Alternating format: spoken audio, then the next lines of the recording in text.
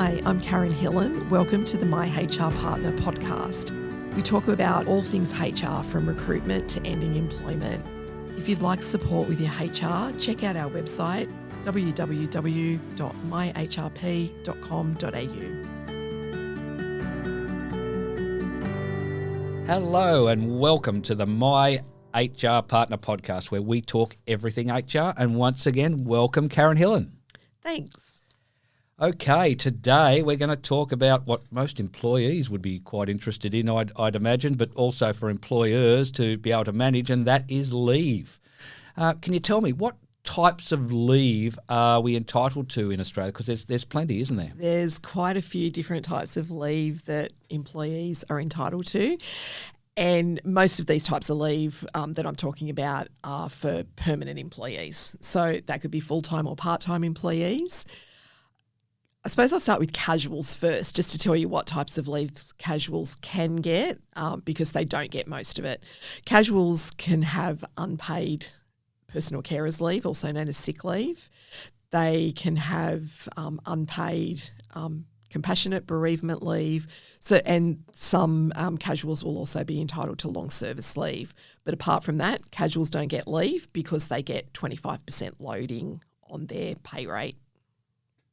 Okay. Yep. So permanent employees, obviously there's a swag of them there for permanent employees, isn't there? There is. So permanent employees get 4 weeks annual leave. You were telling me just before we started this that Americans, they only get 2. I think they get something like 2, and I think they have a few different schemes where there might be some different entitlements they get. But yeah, we're lucky we get 4 weeks. Well, I'm very thankful we're in Australia then. Yeah. So 4 weeks leave, annual leave for permanent employees, and that's on a pro rata basis for part-time employees based on the normal hours that they work. Then we have personal carers leave, also known as sick leave, which is 10 days per year, and then pro rata for part-timers. What happens if you have an employee who's sick more than 10 days? Then it's unpaid sick leave or unpaid personal carers leave. It's also important to note that accrual continues to accrue year after year for both annual leave and for personal carers leave. So with annual leave, and go into this in a bit more detail later, but it's good to manage annual leave to make sure it doesn't get accrue too much and get out of control. But with personal carers leave, it just continues to accrue. So if you have an employee that never takes sick leave, they don't need to take carers leave to look after sick children or relatives or anything like that, then the 10 days a year continues to accrue. So if you have an employee that never has taken any sick leave, after 10 years, they'll have 100 days. Wow. So sometimes people think that ends each year, but it doesn't. It continues to accrue. But it's not something that is an entitlement that's paid out when you leave employment, though, is it? No, it's not. So annual leave is paid on the end of your employment when you leave, but personal carers leave isn't. So it's an entitlement, but it's an entitlement to use only when you're sick. Sure. So yeah, it is an entitlement, but not something that's paid out. So other types of leave, there's bereavement, compassionate leave. It's either called bereavement or compassionate leave. And that's not an accrual. It's on a per occasion basis. So for instance, if you need to attend to a serious family emergency, then that could come under bereavement and compassionate leave. Things like going to a funeral of an immediate family member is also covered in that type of leave. So there's a definition of immediate family. So it's important to understand who's covered in that, but it's not things like cousins and aunties and uncles, but it covers your immediate family, mum, dad, kids, your parents, and grandparents too. So there's a better definition on the Fair Work website, and also I have information about that, but that is per occasion. So if you never have to go to a funeral or deal with any of those types of situations, you'll never get it. If you're in an unfortunate situation where you have a string of very sad family events where you have 4 grandparents die in the space of 6 months, for instance, you would get that leave for every occasion, and it's up to 2 days each occasion. Okay. So how do organisations typically handle annual leave, and what are some of the best practices for managing and tracking annual leave? Yep, so it's good to have a policy about annual leave so people understand how many weeks' notice you need when somebody's applying for leave. So employees then understand that they can't go out and book an overseas holiday until they've had their leave approved, and they understand that that's a process. If there's a small business that only has a couple of employees, they probably can't afford to have 2 people off at the same time.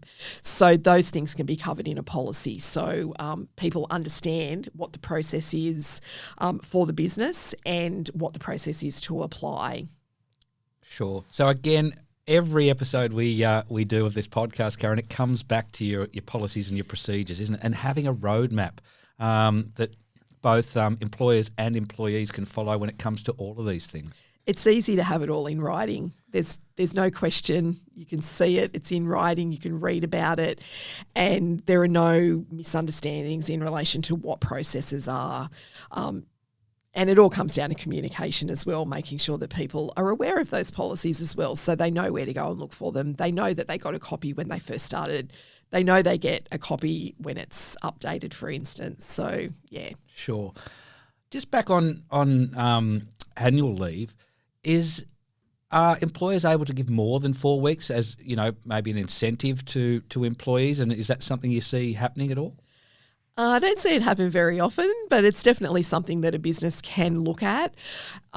Shift workers actually get more annual leave, and it's got to be a specific definition of a shift worker. They usually get 5 weeks, but definitely there are businesses out there that will offer 6 weeks annual leave, for instance. I do have a couple of clients that offer incentives like that.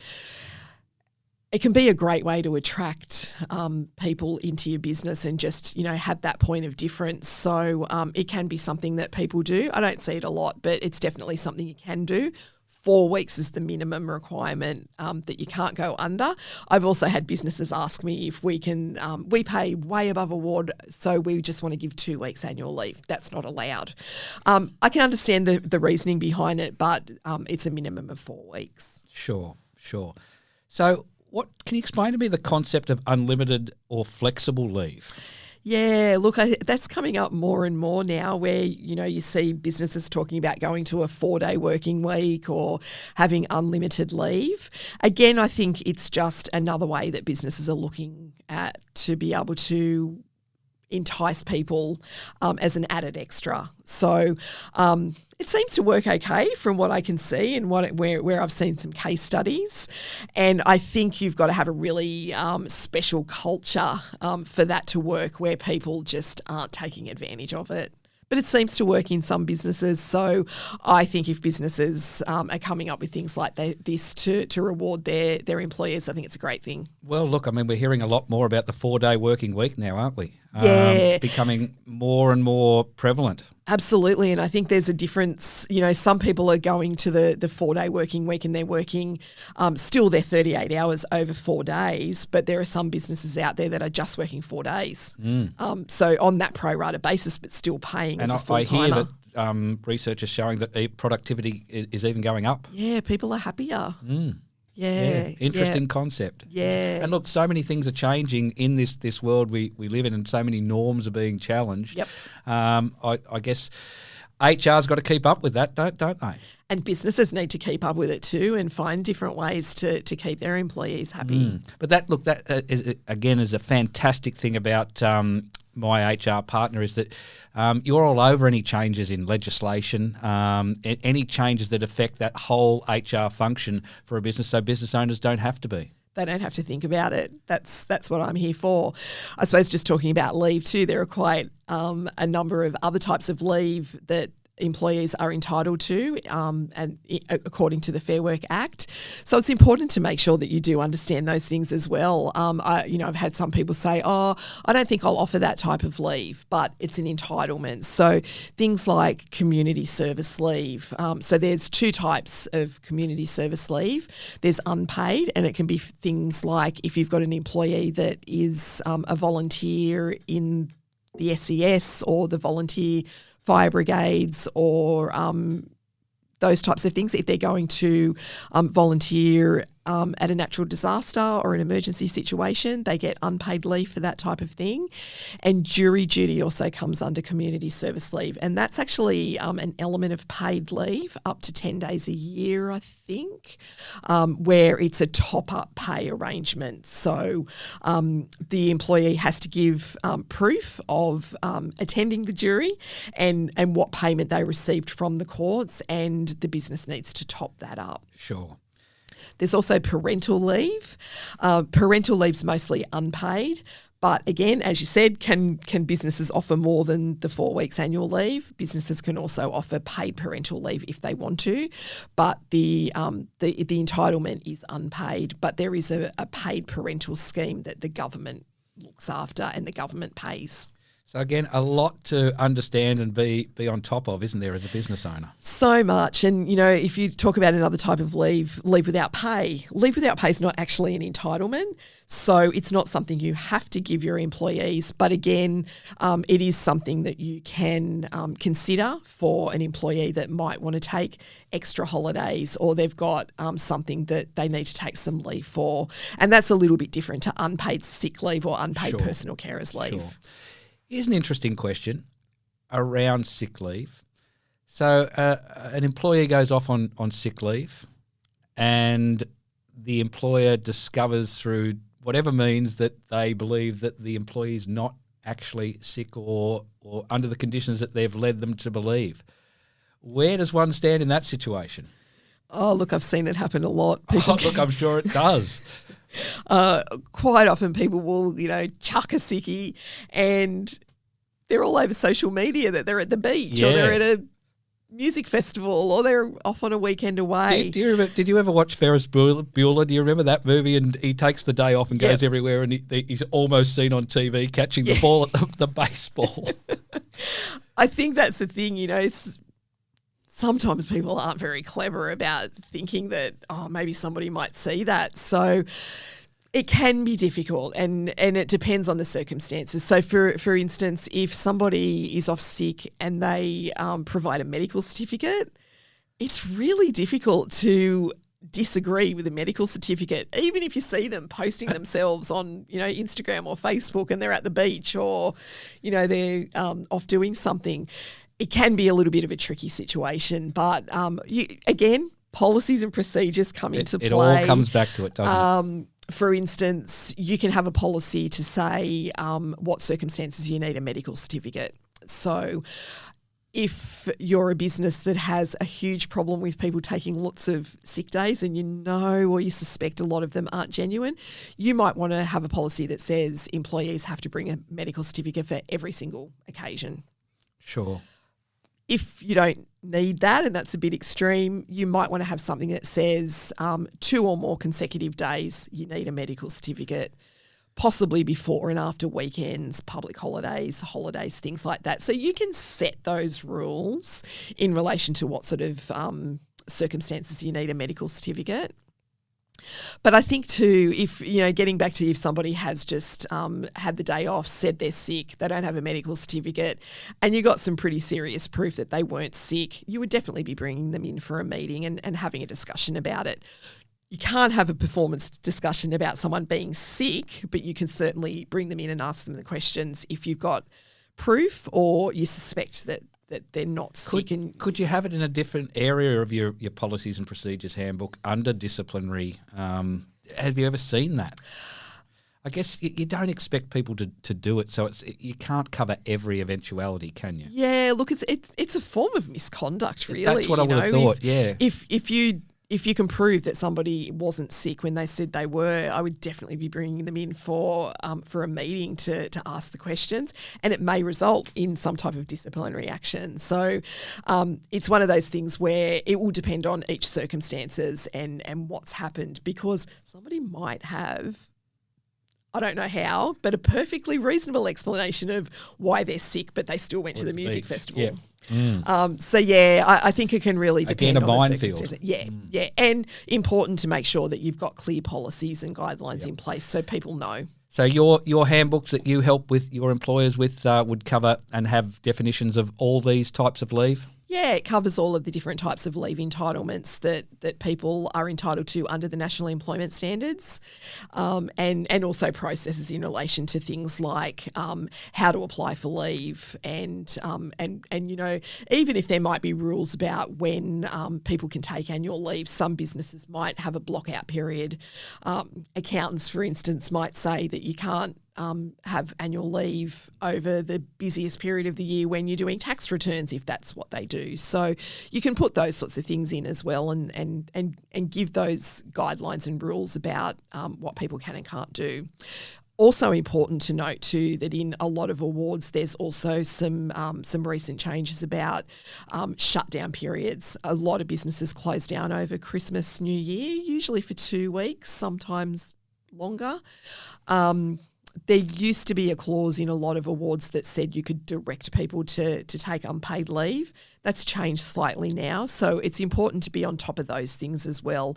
Make sure you're managing annual leave as well, so people do have enough annual leave to cover those shutdown periods, and also manage annual leave on the other end of the spectrum where you're asking people to take leave regularly so they don't end up building up, 20 weeks of annual leave because they've never had a day off the whole time they've worked for you in 10 years. Sure. So when you talk about Christmas and New Year, you can, as an employer, make employees take annual leave at a certain period of time. You can request them to. You can request. Okay, that's a very important thing to know. Yeah. Because I think most employees would think that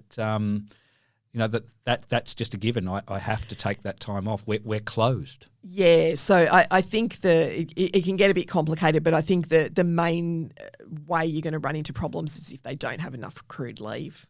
So it's important to have the conversation, get the advice, make sure you understand what's in your specific award when it comes to those shutdowns. Sure. I suppose just talking further about that, another type of leave is public holidays.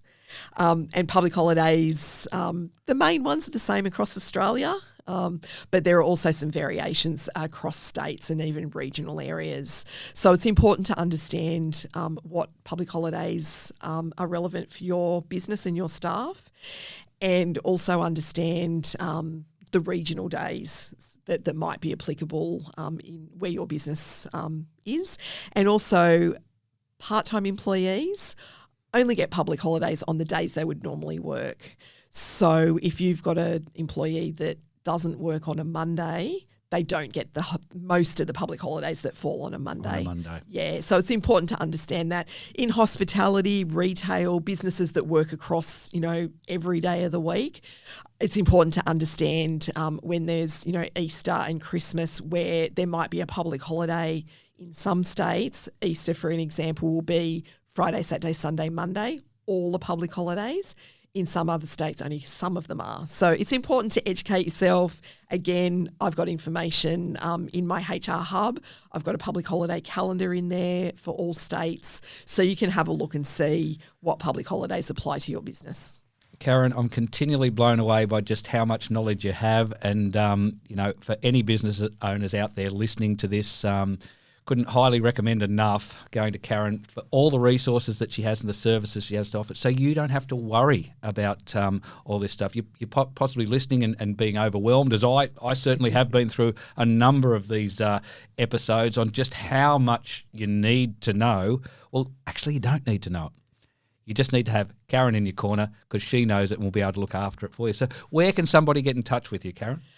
Just before I let you know that, I just wanted to also say there are other types of leave. We haven't finished. I'm sure I've forgotten a couple, but one of the important types of leave that has had some updates lately is family and domestic violence Oh, leave. okay. So there's actually a paid entitlement for that type of leave now. Right. So it's important to understand that as well. Yeah. And also the privacy considerations around that type of leave too. Sure. So I just didn't want to leave that No, out. look, I don't want people saying you've forgotten that very important Look, type that's of why I was leave. wrapping up, because I didn't know that existed. Yeah. And again, I don't think many people would.